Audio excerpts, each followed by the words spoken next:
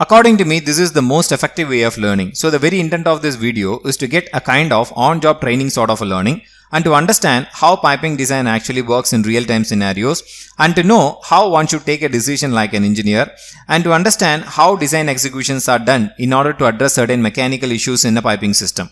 Hi everyone, welcome to my channel and you're listening to Subhash Chandran. In today's video, we are going to discuss about a case study to understand how piping design actually works and to know how design engineers should think and evaluate certain parameters in order to make certain technical recommendations. So in this video, we are going to analyze the scope and we are going to prepare the design and we will validate the design. So these are the three different areas that we are going to cover in this video. So the primary agenda of this video is we are going to study the scope of work. SOW stands for scope of work. And we are going to prepare the design for certain mechanical failure and we will validate whether the design is right or wrong, and we will also optimize the design in order to save the cost. So without wasting time, let's get into the video, and if you are new to my channel, please give me a subscription to motivate me so that I'll be able to make more and more such videos to educate you about the piping design. So now let's get into the topic. As a part of a first step, we should always try to understand the scope of work. As I told you, SOW stands for scope of work. Let's see the description of the scope. The description says replacement of existing valve due to valve passing. Valve passing is a term used to refer the valve is leaking. And the scope further says eliminate support shift. So we understand that there is an issue of support shift, so we have to eliminate it. So from this description, we can see there are two scopes involved in this particular project. So the first scope is that replacement of valve from old to new, because it was indicated as existing valve to be replaced. So we understand that the old valve to be replaced with a new valve. And there was something about the support modification regarding the support shift. So pipe support modification is also involved. So we have two scopes actually. Even after going through the scope of work, we should also see the other technical documents to understand the scope better. So now we are going to see the PNID. PNID stands for Piping and Instrumentation Drawing. So what we understand from PNID is, so there is a 12-inch line, and from 12-inch line the distribution goes to a valve, and the valve seems to be a motor operated valve, because this is the symbol that are used to represent the motor operated valve. These are not manual valves, and the rating of the valve is 300. And further the line goes to again 12-inch carbon steel. So CS indicates carbon steel. So from PNID we understand that this valve has been clouded and mentioned as to be replaced with a new valve.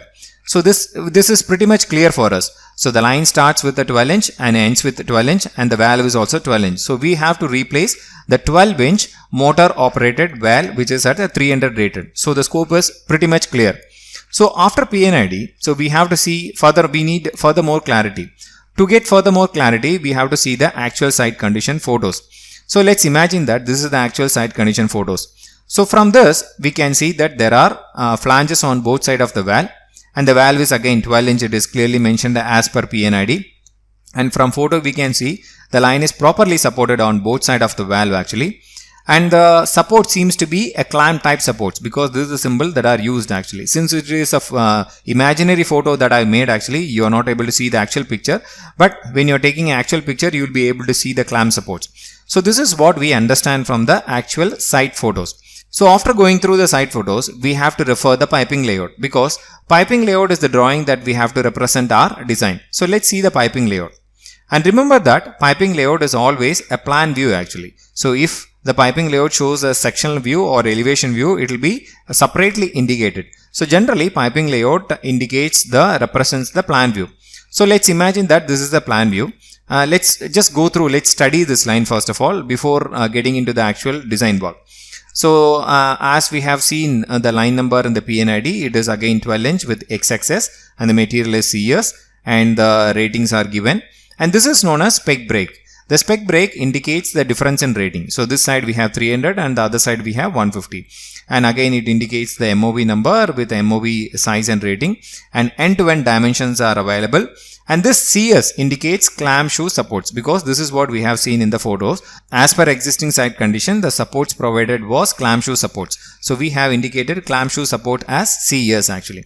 And the piping layout also shows the center line elevation of the line, which seems to be 1 meter from the grade level. 1000 indicates 1 meter from the grade level. So this is what we understand from the piping layout. Fine, now we have studied the scope of work.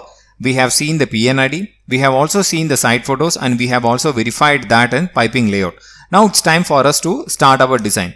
So before getting into the design, we should understand our responsibilities. Let's understand the responsibilities of different teams. Valve type and size has to be designed by process team.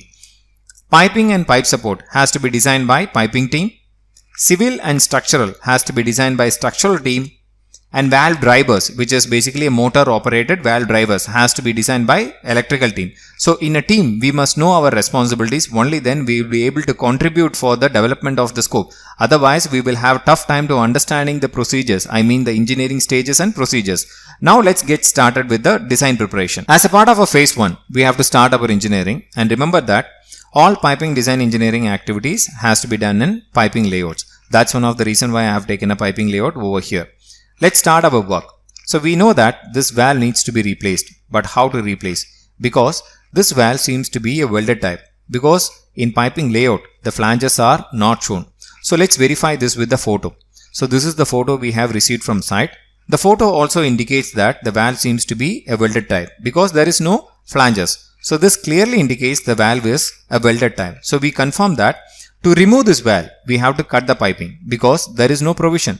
Welded valve, how do you remove it without cutting? So we have to cut the line. So this is the proposal actually. So your boss comes and asks you, so what is your proposal? So you propose him saying that we are going to cut the valve to replace it. So only then you can remove the valve. Otherwise you can't remove it, no? So your proposal is that you will cut and replace. But your boss says there are some constraints. The constraints are for 12-inch line. Cutting the 12-inch line will take 4 hours. And welding the 12-inch line will take another 4 hours. So altogether it would take 8 hours.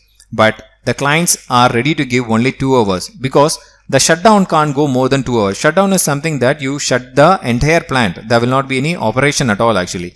This has actually cost them money because when they shut down the plant, their production is going down and they will incur some loss actually. So most of the process plants will not accept the more hours of shutdown. Generally they will go for a very temporary shutdown, short-term shutdowns only. So here the clients are not accepting the shutdown more than 2 hours. So whatever that we have to do within 4 hours.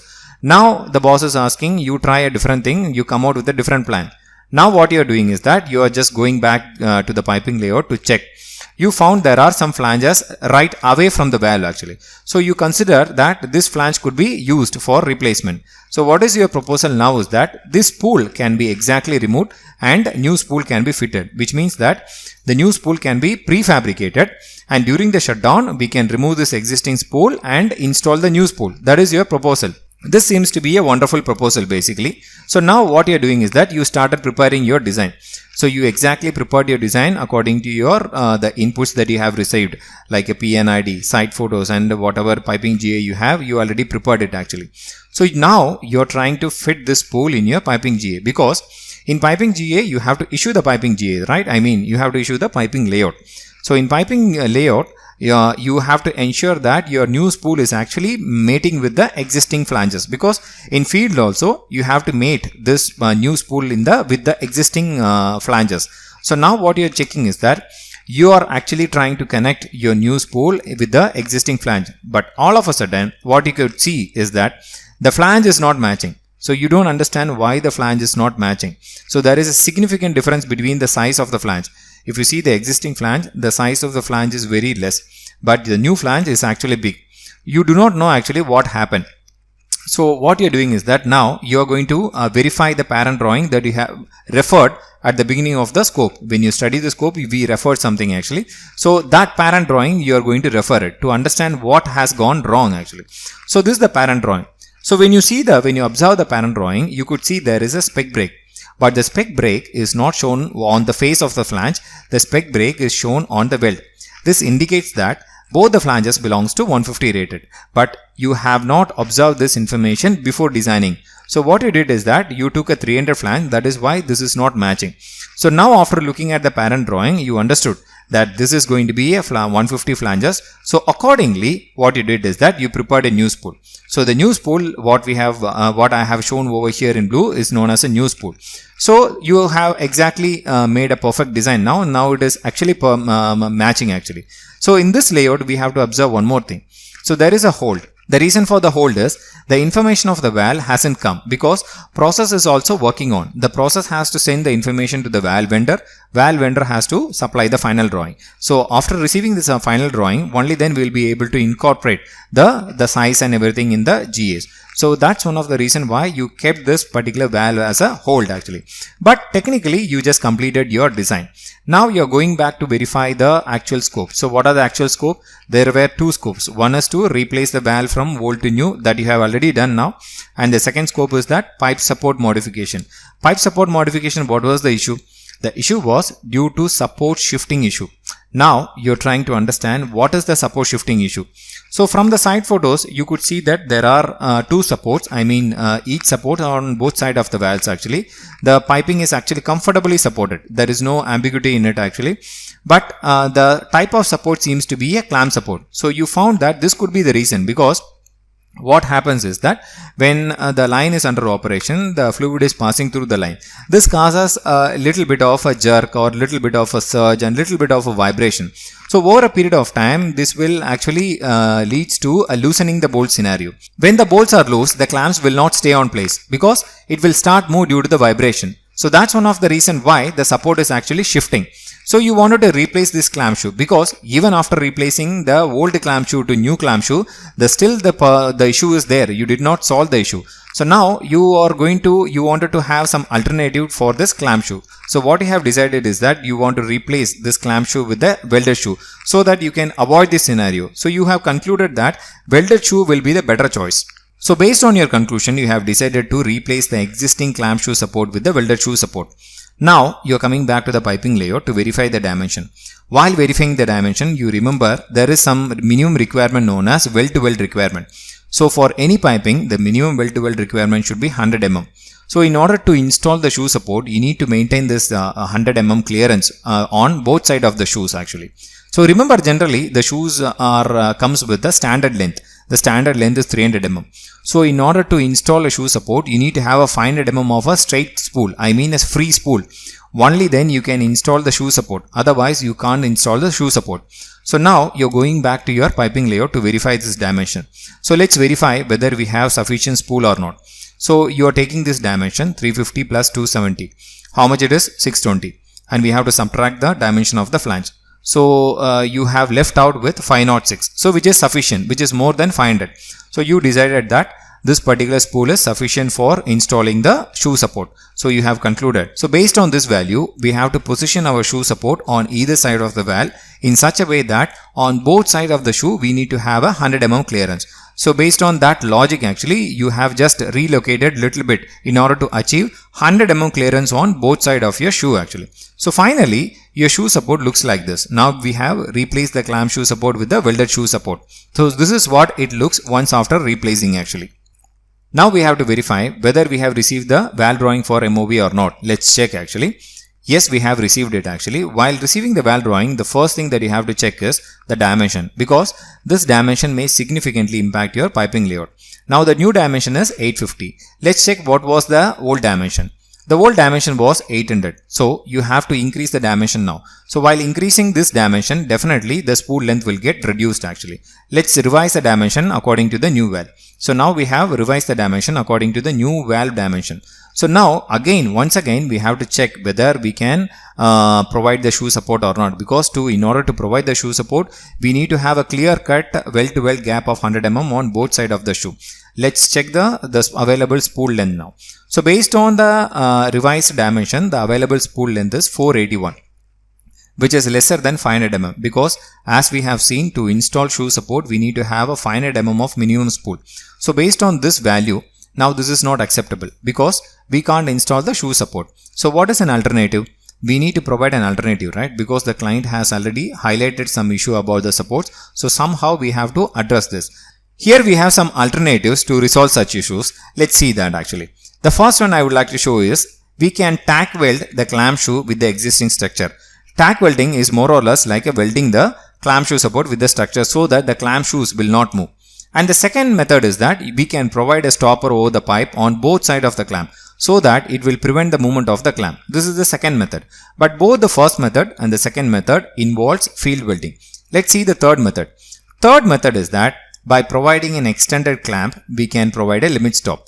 But here welding is not required because the clamps can be fabricated from the shop. You don't have to do a field welding. So this decreases the field activity, shutdown time and field preparations. So this is one of the most convenient method in terms of fabrication, in terms of installation and to save time also. So finally, we have provided a technical recommendation for two issues that was highlighted in this scope.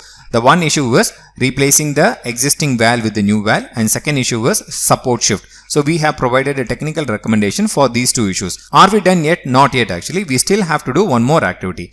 And the activity is whenever you receive a new valve drawing, the first thing you have to do is check the dimension. And the second important thing that you have to do is compare the weight of the old valve and new valve.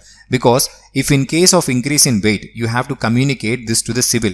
So based on the increased weight, the civil has to check the existing structure because you are increasing the loading capacity. So the existing support needs to be evaluated and checked whether it can take the new loads or not. If you are not going to communicate this information, this structure may fail. That's one of the reason why that we have to communicate if the valve weight is increased. If the valve weight is decreased, you don't have to check. But whenever the valve weights are increased, you have to communicate this information to the civil so that they can change the design. They can improvise the existing structure. At least they can check the adequacy of the structure. Otherwise, after installation of this particular valve, the structure may collapse. So this will create a huge damage to the entire piping system. So this is one of the very important interdisciplinary activity that you have to do as a piping design engineer.